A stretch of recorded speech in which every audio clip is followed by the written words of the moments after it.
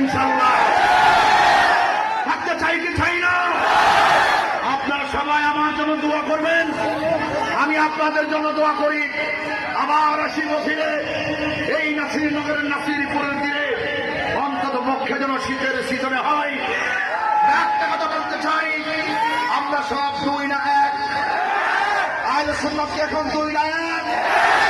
বিগত আহলে সুন্নাত ওয়াল জামাতের চাইতে বর্তমান আহলে সুন্নাত ওয়াল জামাত হাজার গুণ শক্তিশালী।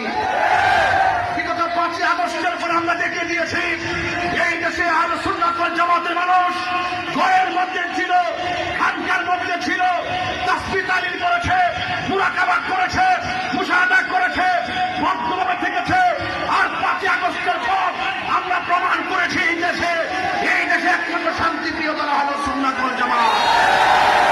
আমাদের দ্বারা কোনো গাড়ি ভাঙচুর হয় নাই, আমাদের দ্বারা কোনো খুন হয় নাই, আমাদের দ্বারা কারো কোনো ক্ষতি হয় নাই।